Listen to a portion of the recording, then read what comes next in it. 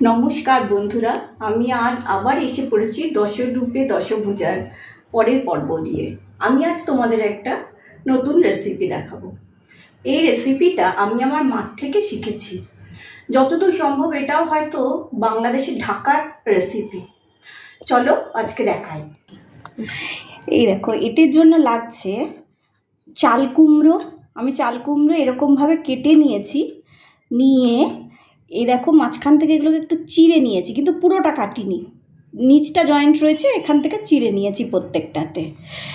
এইভাবে চিড়ে নিয়ে এটাকে নুন আর হলুদ দিয়ে একটু ভাপিয়ে নিয়েছি, যাতে কচকচে ভাবটা না থাকে। আচ্ছা, এবার এটা লাগছে সর্ষে। সর্ষে আমি গুঁড়ো সর্ষে নিয়েছি, কারণ ওই বাটা সর্ষে তো ইউজ করিনি, এটা এভারেস্টের সর্ষে গুঁড়ো, ওটা 4 চামচের মতো রয়েছে। আর লাগছে আদা, 1 ইঞ্চির মতো আদা বাটা, 4 চামচের মতো পোস্ত বাটা, একটু জল দিয়ে গুলে নিয়েছি। এটা মিক্সিতে গুঁড়ো করে একটু জল দিয়ে গুলে নিয়েছি। এটা আছে তোমার নুন, চিনি, নারকেল কোড়া, পেঁয়াজ কুচি, মাঝারি সাইজের একটা পেঁয়াজ কুচি করে নিয়েছি। এখানে রয়েছে কালো জিরে, কাঁচা লঙ্কা, তিনটের মতো কাঁচা লঙ্কা আছে, একটা ছোট সাইজের আর 2টো বড় কাঁচা লঙ্কা। আর রয়েছে বেসন আর গোবিন্দভোগ চালের গুঁড়ো, গুঁড়ো করে নিয়েছি, মানে পুরো মিহি করবে না, এটা যেন একটু গুঁড়ো গুঁড়ো থাকে, যাতে মুখে দানা দানা পড়ে। আর ভাজার জন্য হচ্ছে সর্ষের তেল, এই লাগছে। এবার আমি গ্যাস জ্বালিয়ে দিচ্ছি, ফ্রাই প্যান বসিয়ে নিয়েছি। প্রথমে এতে সর্ষের তেল দেব, 4 চামচের ধরো 2 চামচের মতো সর্ষের তেল, বেশি না, লাগলে পরে আবার একটু দেওয়া যাবে। প্রথমে আমি একটা পুর বানিয়ে নেব। এটা তেলটা একটু গরম হোক। তেলটা মনে হচ্ছে গরম হয়ে গেছে। এবার এর মধ্যে পেঁয়াজ কুচিগুলো দিয়ে দিচ্ছি, সরু সরু করে কাটা পেঁয়াজ, এটা দিয়ে দিলাম। এরপরে এতে লঙ্কা কুচিটাও দিয়ে দিলাম।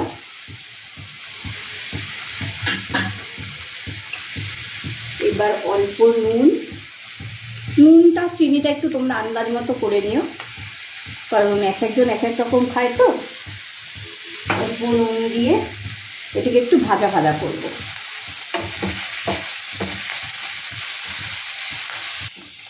এবার এটা একটু ভাজা ভাজা হয়ে গেছে। এবার এর মধ্যে আদা বাটাটা দিয়ে দিচ্ছি।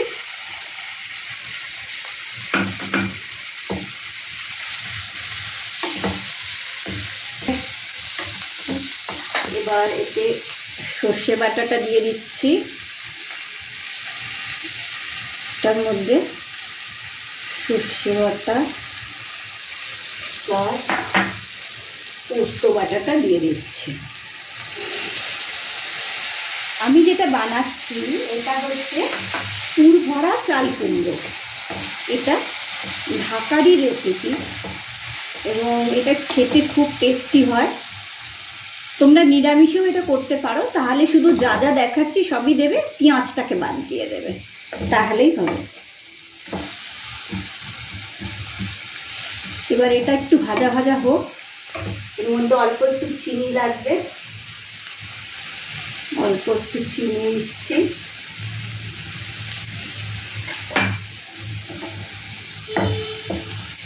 এবার ভালো করে ভাজা হতে হবে। এটা দেখো ভাজা ভাজা হয়ে গেছে। এবার এর মধ্যে আধমালার মতো নারকেল কোড়া দিয়ে দেবো। নারকেল কোড়া দিয়ে ভালো করে মিক্স করব। এই খাবারটা যেটা বানাচ্ছি, এর প্রিপারেশনটা একটু হয়তো কঠিন, জিনিসগুলো লাগে একটু করতে হয়, কিন্তু টেস্ট অদ্ভুত সুন্দর হয়।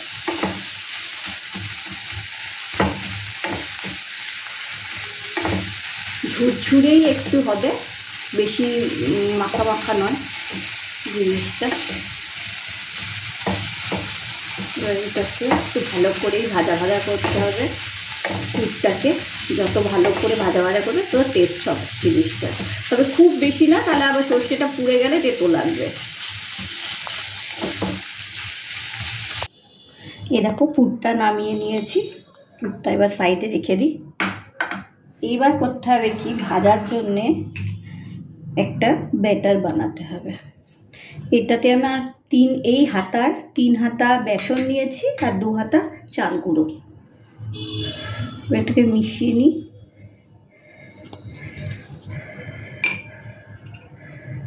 নুন,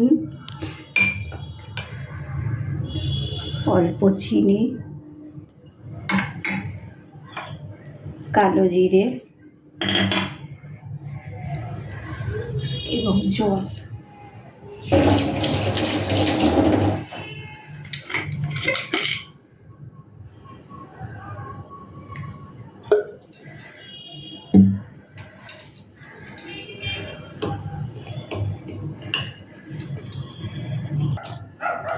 এবার এই চাল কুমড়োর মধ্যে, এটা তো চিড়ে নিয়েছিলাম, এর ভেতরে এই নারকেল সর্ষে পোস্তর যে পুরটা এটাকে ভরে দেব।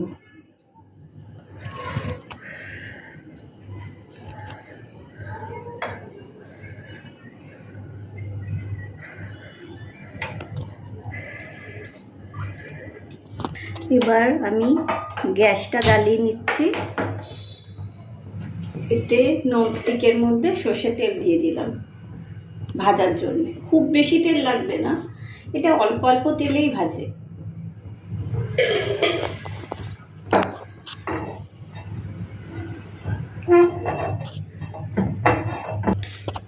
এইবার এই চাল কুমড়োগুলো এই ব্যাটারটার মধ্যে দিয়ে দিলাম। এটা দিয়ে ভালো করে আটকে নেব, যেখানটা কাটা ছিল সেই জায়গাটাও একটু ভালো করে আটকে নেব। মুড়িয়ে নিয়ে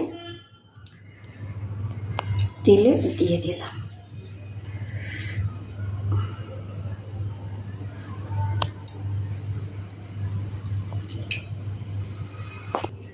এই দেখো আমি ভেজে নামিয়ে নিয়েছি ওগুলো।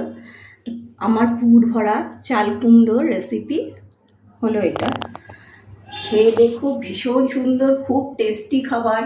এবং এটা পুরনো দিনের খাবার, যেহেতু বাড়িতে অতিথি এলে এই আইটেমটা নিয়ে, আর পটলের দোলমা এটা খুব কমন ছিল আগেকার এসে বনেদি বাড়িতে।